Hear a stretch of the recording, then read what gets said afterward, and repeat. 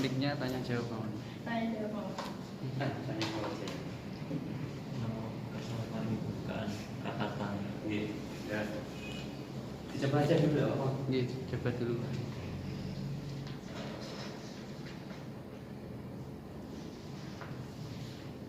Bismillahirrahmanirrahim. Assalamualaikum warahmatullahi wabarakatuh. Waalaikumsalam warahmatullahi wabarakatuh. Alhamdulillahirabbil alamin. Wa bihi nasta'in wa ala umuri dunya waddin. Assalatu wassalamu ala sayyidina wa maulana Muhammadin Muhammad Rasulullah Karim. Yang terhormat Dr. Andes Eko Budi MPK, yang kami hormati Bapak Haji Muhammad Dovir MAG, dan yang kami hormati Bapak Haji Edi Bahtiar Bapir MAG. Dan tak lupa teman-teman Posko 7 serta teman-teman konsultasi online yang saya banggakan. Syukur alhamdulillah pada kesempatan pada pagi hari ini kita dapat melaksanakan konsultasi online seperti ini tanpa suatu halangan apapun.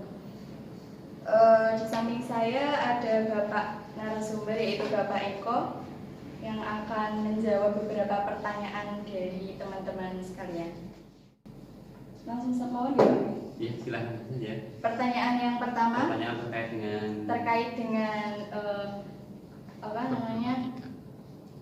pembelajaran jarak jauh di era pandemi sekarang ini pada tingkat SLTA. SLTA ya. Pertanyaan yang pertama yaitu bagaimana mengoptimalkan kegiatan belajar mengajar di rumah selama masa pandemi COVID, dari Nurul Fikriyah MA Miftahul Hidayatullah. Monggo Pak. Iya. Ya, sebelumnya saya ucapkan terima kasih atas kesempatan yang diberikan kepada saya, bahwa saya bukan siapa-siapa semestinya. Jadi mengapa saya diberikan ketiban sampul istilahnya untuk ditanyai kegiatan seperti ini. Ya, saya apresiasi yang sebesar-besarnya kepada adik-adik mahasiswa. Semoga kegiatan KKN berjalan dengan lancar. Dan apresiasi yang kedua, syukur alhamdulillah adik-adik mahasiswa ini sudah turut serta dalam mengembangkan pendidikan dan sudah juga istilahnya memberikan observasi, pengamatan langsung ke lapangan terkait dengan kegiatan pembelajaran jarak jauh. Jadi perlu kita ketahui bahwa pembelajaran jarak jauh ini untuk tahun pelajaran ini kan dimulai pada bulan Juli ya. Namun sebelumnya ketika masa pandemi COVID-19 itu mulai masuk di Indonesia itu tahun berapa itu? 2020 bulan Maret ya. Sehingga ketika saat itu langsung diberlakukan social distancing, langsung diberlakukan lockdown, langsung diberlakukan kegiatan-kegiatan pembelajaran yang sifatnya jarak jauh. Manakala ditetapkan kegiatan itu, tidak serta-merta sekolah atau satuan pendidikan itu menerapkan begitu saja, tidak. Tetapi sesuai dengan regulasi pemerintah yang ada, bahwa kegiatan itu berdasarkan pada peraturan pemerintah. Ya, peraturan pemerintah di sini peraturan pemerintah bersama, utamanya adalah dari Menteri Pendidikan dan Kebudayaan. Ya. Nah, ada juga dari Menteri Dalam Negeri, kemudian ada Menteri Pendayagunaan Aparatur Negara dan seterusnya, itu peraturan bersama. Utamanya di Mendikbud ini pada nomor 719/P/2020 itu tentang pedoman pelaksanaan kurikulum pada satuan pendidikan dalam kondisi khusus. Nah, kenapa diberikan kondisi khusus? Intinya penyederhanaan KD. Ya. Jadi dari KD, misalnya kalau KD bahasa Indonesia di mapel saya itu ada 14 KD yang harus diterapkan di pembelajaran secara normal. Namun dari beberapa KD itu akhirnya disederhanakan. Jadi sekolah itu bisa menyederhanakan berdasarkan kurikulum nasional, bisa juga menyederhanakan berdasarkan kebutuhan satuan pendidikan, atau dilihat dengan kondisi khusus tertentu, gitu ya. Intinya bahwa fokus itu kompetensinya pada penyederhanaan KD yang terkait dengan numerasi, terkait terkait dengan kegiatan literasi gitu ya. Ini seperti yang ada di background belakang itu, terkait dengan kegiatan komunikasi, intinya di sana kolaborasi, berpikir kritis dan sebagainya itu masuk di dalam ranah penyelesaian tadi. Nah sekarang bagaimana pertanyaannya Mbak siapa ya? Mbak Nurul Fikri. Mbak Nurul Fikriya. Nah dari mahasiswa ini namanya saya Mbak siapa ini? Robiatul. Mbak Robiatul. Kalau Mbak Sugianti itu ya? Mbak saya. Oh gitu ya koordinatornya ya. Jadi begini, untuk mengoptimalkan kegiatan daring itu, ini kan tidak bisa lepas dari kontrol semua pihak. Utamanya yaitu dari orang tua. Ya, kenapa begitu? Karena orang tua lah yang ada di rumah yang selalu mengawasi putra putrinya. Ya, sehingga saya masih teringat juga pernyataan Mendikbud, yaitu kerjasama secara menyeluruh dari semua pihak sangat diperlukan untuk menyukseskan pembelajaran di masa pandemi COVID-19. Itu Mendikbud sendiri yang menyatakan. Dari semua pihak itu berarti ya dari semua unsur, orang tua, satuan pendidikan jelas ya, siswanya sendiri juga ya. Jadi untuk mengoptimalkan pembelajaran dari itu biasanya sekolah sudah membuatkan jadwal khusus ya. Jadwal khusus untuk pembelajaran daring. Misalnya jadwal khusus itu guru yang tadinya mengajar di 5 kelas, akhirnya 5 kelas itu jadikan 1, misalnya seperti itu. Nah, untuk mengoptimalkan itu kan ada yang namanya daring berbasis penugasan, ada yang daring berbasis virtual konferensi. Ini tinggal dibahas lebih lanjut, sekolah-sekolah mana kira-kira yang mampu melaksanakan kegiatan itu secara bersamaan. Jadi optimalisasi kegiatan itu yang pertama itu adalah intinya kerjasama semua pihak, kemudian diberikan teknis khusus bagaimana untuk membelajarkan kegiatan itu secara baik, kolaboratif, dan tentu kerjasama antar semua pihak itu ada ya. Jadi tidak hanya pada berbasis tugas saja, tapi pendalaman materi, tugas, ulangan harian itu guru harus menyediakan seperti itu. Gitu ya. Oh satu lagi, hal yang tidak boleh ditinggalkan yaitu materi. Materi mau disampaikan dalam bentuk apa? Dalam bentuk daring, dalam bentuk modul, atau dalam bentuk, kalau di tempat saya namanya guru ditugasi untuk membuat UKBM. UKBM itu unit kegiatan belajar mandiri. Semua guru mempunyai itu dan targetnya ada. Pada level tertentu dia dinyatakan bisa naik pada posisi KD berikutnya. KD berikutnya itu ditentukan dari penyelesaian di UKBM tadi. Itu Mbak. Oke, menjawab pertanyaan pertama sudah terjawabkan, yaitu dengan kerjasama antar pihak, semua pihak ikut andil dalam melaksanakan proses pembelajaran. Kemudian pertanyaan yang kedua yaitu bagaimana cara mengatasi kesulitan belajar siswa pada saat pandemi COVID-19 dari Siti Khairunisa MA Mu'alimat NU Kudus. Ini pertanyaan berasal dari Siti Khairunisa ya, Siti Khairunisa MA Mu'alimat NU Kudus. Bagaimana cara mengatasi kesulitan belajar siswa pada saat pandemi COVID-19? Oke, perlu kita ketahui bahwa tadi sudah saya jelaskan di pertama tadi pertanyaannya Nurul Fikriyah tentang optimalisasi. Itu saya menyebutkan bahwa kegiatan-kegiatan yang bersifat pembelajaran jarak jauh itu meliputi kegiatan daring, bisa juga berbentuk pemberian tugas, bisa juga berbentuk ulangan harian, dan sebagai pendampingnya adalah modul ya. Bagaimana cara mengatasi kesulitan belajar? Misalnya berbasis tugas. Guru hanya semata-mata memberikan tugas melalui online, melalui WA Group atau melalui Google Classroom misalnya. Ternyata dia kalau belajar mandiri tidak mampu. Nah, bagaimana caranya? Nah, kita kan sudah disediakan internet gratis, mungkin dari sekolah, karena pemerintah sudah menganggarkan untuk biaya BOS itu bisa digunakan sebagian untuk membantu membelikan kuota kepada peserta didik.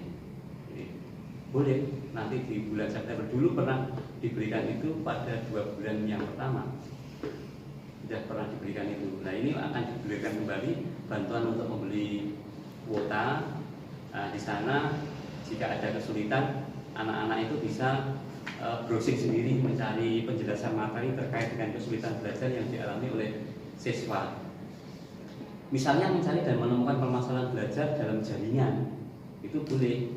Nah, tadi yang saya berikan pernyataan di awal itu, selain secara daring, guru juga harus membuat buku pendamping, buku paket materi. Ya. Jadi buku pendampingnya itu berupa modul tadi, jadi mereka bisa belajar. Bila masih ada kesulitan, siswa diberikan kesempatan untuk berkonsultasi kepada guru, ya, itu. Sehingga dengan konsultasi seperti itu akan diberikan penjelasan secara detail oleh guru yang bersangkutan. Tapi ada kelemahannya kalau seperti itu, ya. Misalnya ada 36 siswa di kelas itu, 36 siswa yang mengalami kesulitan belajar misalnya 50%, berarti sekitar 18 ya. 18 konsultasi terus japri dan seterusnya, kapan guru itu akan istirahat, kan gitu. Oleh karenanya maka diatur kegiatan virtual konferensi pada waktu tertentu sesuai dengan jadwal yang diberikan oleh sekolah tadi. Misalnya hari Senin dalam 1 minggu itu diambil 1 hari atau 2 hari untuk kegiatan VCon, sehingga dari 36 siswa itu bisa secara bersama-sama melakukan virtual konferensi dan guru bisa menjelaskan kesulitan belajar itu. Itu Pak ya. Selain ada modul tadi yang dipelajari sendiri, tapi kadang-kadang begini, siswa itu ada yang berinisiatif mengikuti bimbel online. Ada yang begitu sebagian ya. Bimbel online pada mata pelajaran tertentu. Ya. Jadi dia punya guru tersendiri, les istilahnya kalau dulu seperti itu. Kalau ada kesulitan lagi, kadang-kadang sebagian siswa itu bertanya kepada temannya, japri dengan temannya, datang ke rumah temannya untuk melakukan diskusi kelompok, sehingga dasar kolaborasi untuk menyelesaikan sebuah permasalahan itu memang mereka sudah mempunyai grup sendiri di kelas-kelasnya, gitu kan. Itu ya untuk Mbak Siti Khairun Nisa dari MA Mu'alimat NU Kudus. Jadi seperti tadi yang sudah saya sampaikan, silakan beberapa langkah tadi sudah bisa ditempuh. Mana yang kira-kira dipilih sesuai dengan kondisi yang ada di MA Mu'alimat NU, monggo silakan bisa dipilih. Gitu lah ya. Ya, lanjut pertanyaan yang ketiga, yaitu dari Siti Humayroh MA Riyad Rembang. Ketika ada seseorang siswa yang belajarnya lebih efektif ketika di kelas bersama guru, namun pada saat ini harus belajar di rumah secara online. Ditambah lagi sebagian guru lebih memilih memberikan tugas daripada menjelaskan materi. Saat belajar pun siswa rentan meminta bantuan kepada orang tua untuk memahami pertanyaan yang diberikan oleh guru. Hal tersebut tentunya membuat orang tua menjadi kerepotan, Pak.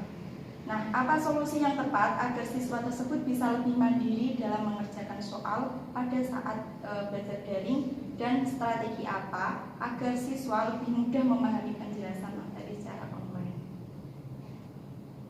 Ini mungkin lebih yang Kenapa? strateginya itu.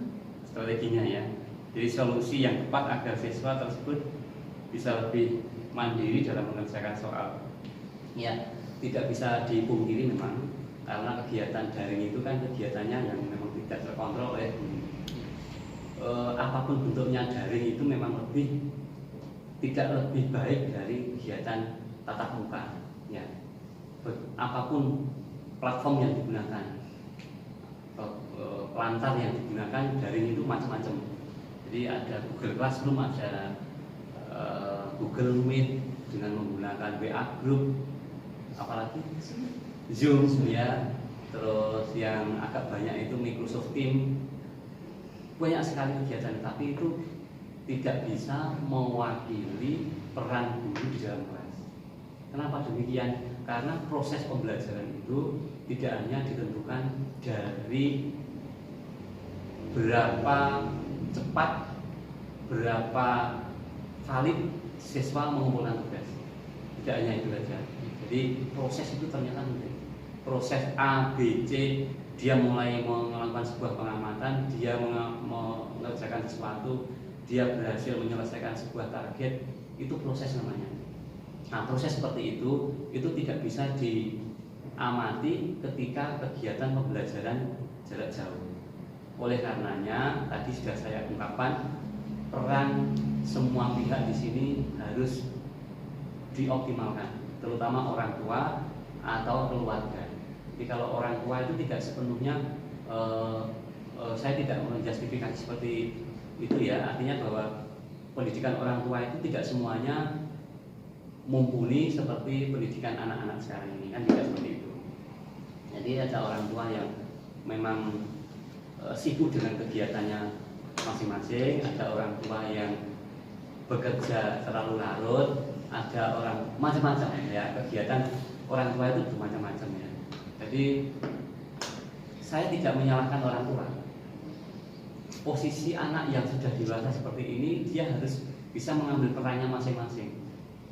Karena dia perannya sebagai siswa, tugasnya utamanya belajar, kan begitu. Kalau orang tuanya mungkin pendidikannya lebih rendah atau mungkin setingkat SMA, SLTA ya, kan belum tentu beliau pada saat itu materinya sama dengan saat ini kan gitu ya, sehingga mungkin kesulitan belajar akan dialami seperti itu.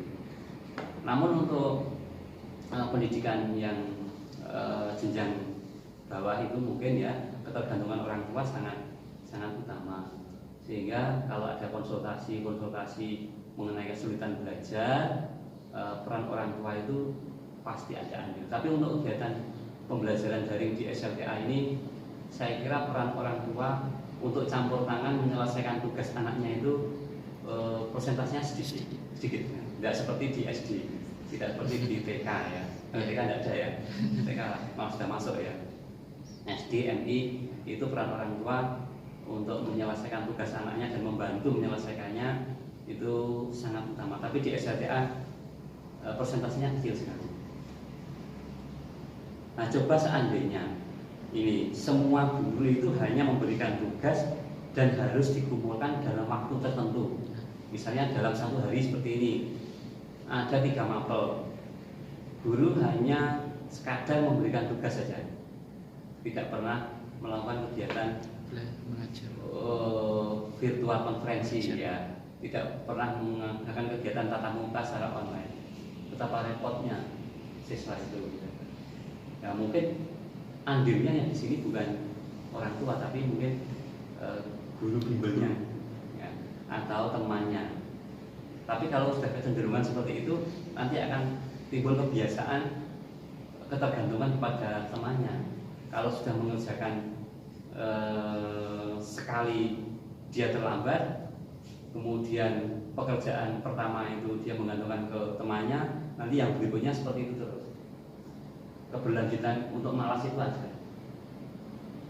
Jadi dikembalikan ke pribadi anaknya sendiri. Jadi tuntutan untuk seperti itu memang harus dimotivasi dari dirinya sendiri ya. Itu Mbak. Dari siapa tadi? Siti Humairah. Ya. Nah, terus ada lagi nih Mbak, pertanyaan yang keempat. Bagaimana cara mudah untuk menumbuhkan motivasi belajar? Oh, tadi motivasi sudah saya singgung tadi ya. Iya. Cara mudah menumbuhkan motivasi belajar. Ini dari pertanyaannya siapa? Pertanyaannya dari Maulida Husna, Maulida Husna. SMA Negeri 1. satu Bang Sri ya. Jadi bagaimana cara yang mudah untuk menumbuhkan motivasi belajar mandiri saat daring, ya menumbuhkan semangat belajar agar dapat mencapai target nilai yang optimal.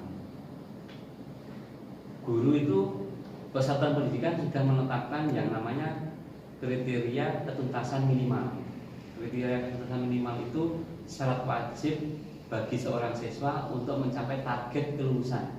Istilahnya kalau di SMA itu lulusan, lulus pada KD ini, lulus pada KD itu, dan seterusnya. Nah, kalau dia tidak menargetkan diri untuk dapat memenuhi kriteria ketuntasan minimal, dia akan tersiok-siok selamanya nanti. Sehingga motivasi itu harus muncul dari diri sendiri. Begitu ya, iya dari diri sendiri. Ya, muncul dari diri sendiri. Di samping itu begini. Menyadari bahwa konsekuensi atau akibat jika kita tidak belajar itu akan lebih fatal. Ada target dalam mencapai kondisi tertentu. Targetnya di situ adalah jika tadi yang saya katakan tadi kriteria ketuntasan minimal itu biasa disebut dengan menggunakan KKM. Ya, KKM. Jika tidak memenuhi standar itu, ini akibatnya akan ke dirinya sendiri. Ya, kalau sudah SLTA, apa akibatnya? Ya satu, dia tidak akan ketinggalan materi. Ya. Kemudian yang kedua, akan kesulitan belajar jika dia melanjutkan di jenjang yang lebih tinggi. Pasti, ya jangan begitulah. Ya, siswa itu memang harus komitmen pada diri sendiri bahwa dia harus selalu maju. Motivasinya berarti ya. Iya, dimotivasi sendiri aja. Iya. Terus bagaimana cara mengingatkan teman-teman yang tidak mau belajar? Ya, tegur dong. Ditegur dengan sopan bahwa kondisi seperti ini jika dibiarkan terus-menerus, ibaratnya kita menanam bom yang suatu ketika nanti akan meledak. Ya. Meledaknya nanti akan lebih parah akibatnya daripada saat ini. Ya. Harus ditegur, harus mau. Ya. Jadi kegiatan belajar itu kalau saya lihat posisi sekarang ini, anak itu harus sedikit dipaksa untuk terbiasa belajar. Kalau sudah terbiasa, dia tidak akan berkutat dengan konsep berpikir yang terlalu pelik. Kalau terlalu pelik nanti dia rumit sendiri. Sehingga nanti kalau sudah menimbulkan ditumbuhkan kegiatan belajar menjadi sebuah kebiasaan, dia tidak lagi konsep yang dicapai, tapi sudah pada taraf menikmati. Kalau dia sudah menikmati, berarti dia sudah bahagia dengan apa yang dikerjakannya. Intinya begitu. Sama seperti kita belajar berliterasi. Jadi orang itu kalau sudah pada tahap awalnya masih berkutat mengenai konsep tertentu, mengenai hal-hal detail tentang materi yang diajarkan, itu dia masih berkutat pada tahap awal. Tapi kalau dia sudah berusaha menikmati, ya itu berarti sudah terbiasa melakukan kegiatan belajar. Jadi kalau sudah menikmati berarti kan dia sudah bahagia dan nyaman dengan apa yang sudah dicapai itu tadi. Kemudian Gitu ya. cara menghadapi teman-teman yang suka menunda dalam melakukan tugas. Menunda tugas. Ya, kita itu harus gimana? Diberikan tugas tadi sudah saya contohkan tadi. Nah, tugas pertama tidak dikerjakan, sudah nanti aja. Kita kembalikan ke jadwalnya. Jadwal sekolah itu tidak bisa kalau di daring itu kan gini, sudah ada kalender khusus yang digunakan untuk memprogram kegiatan itu. Misalnya pada pertemuan pertama itu diprogram tanggal 24 ya, 24 harus diselesaikan. Kalau tidak diselesaikan nanti tanggal 25 itu ada tugas lagi, 26 ada tugas lagi dan seterusnya. Nah, tugas-tugas dalam bentuk daring itu tidak bisa diulang seperti kalau tugas secara offline gitu, karena itu hubungannya dengan aplikasi dan program. Ya, kalau sudah hubungannya dengan program, ya sudah, dia sudah tidak berperasaan lagi. Kalau manusia kan bisa diganti-ganti, oh ya nanti sore ya. Kalau program tidak bisa. Program itu secara daring ya memang saat itu juga dijadwalkan, saat itu juga harus dikerjakan. Jadi seperti itu. Jadi menyadarilah tuntutan kompetensi itu syaratnya wajib bagi seorang siswa untuk memenuhi. Sudah ya, berarti pertanyaan dari Iya. Maulida Husna. Jawab. Satu lagi paling tidak yang mendenda tadi diberikan dukungan dan dorongan ya. Dukungan dan dorongan untuk belajar lebih giat lagi secara mandiri. Saling memberi dukungan. Saling memberi dukungan ya. Kemudian pertanyaan yang kelima, bagaimana solusi yang tepat agar seorang anak tetap bisa mengikuti pelajaran tetapi tidak mempunyai HP? Sedangkan untuk saat ini belajar dilakukan dengan cara daring, yaitu dari Ahmad Jais MINU Nurul Ulum Jebul Kudus. Ya, Ahmad Jais dari Nurul Ulum Jebul Kudus. Ada tidak kira-kira ya anak-anak SMTA yang sudah yang tidak mempunyai HP? Jarang ya, mungkin kecil sekali ya kecil sekali mungkin. Tapi begini, zaman yang berubah itu memaksa kita juga untuk terus berubah, karena berpikir dinamis itu perlu. Di mobilitas sekarang itu kan tinggi sekali, sehingga kalau memaksa artinya memaksa dalam tanda kutip ya, artinya memaksa untuk lebih mengikuti perkembangan zaman. Kalau yang namanya aja daring dalam jaringan itu kan memang sesuatu yang membutuhkan jaringan internet. Nah itu ya pandai-pandainya satuan pendidikan dan guru menyampaikan materi itu jika memang tidak mempunyai alat Android atau HP itu. Ambil satu contoh begini, di beberapa tempat yang pernah di Jawa Timur ya, saya baca di media massa itu gurunya yang datang ke lokasi untuk memberikan pembelajaran mungkin dikelompok-kelompokkan. Jadi kelompok daerah ini, kelompok daerah itu dan sebagainya dikumpulkan menjadi satu pada waktu tertentu, pada kurun waktu tertentu dijadwalkan pembelajaran tatap muka. Ya mau tidak mau kalau tidak bisa daring ya tatap muka. Itu solusi yang pertama. Solusi yang kedua, misalnya begini, pembelajaran itu dititipkan di perangkat desa ya, perangkat desa tertentu. Misalnya perangkat desa tertentu yang berada di daerah mana, tugas dikirim oleh guru ke perangkat desa.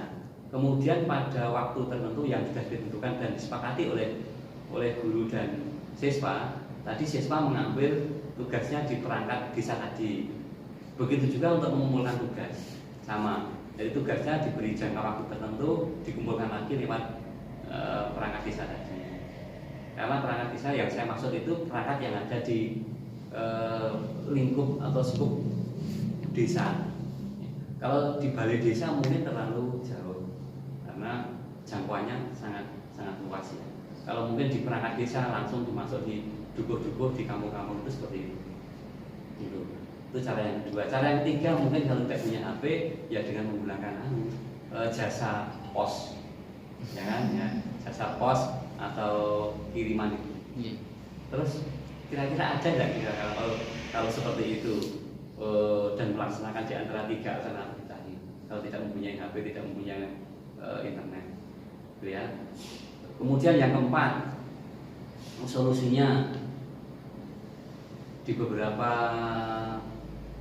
televisi di daerah itu kan begini, ada televisi lokal ya, televisi lokal, jaringan televisi lokal ya. Kemudian satuan pendidikan itu membuat satelit lokal, pembelajaran dalam bentuk televisi, tidak ke HP tapi televisi. Gurunya mengajar melalui satelit yang dibuat secara lokal tadi.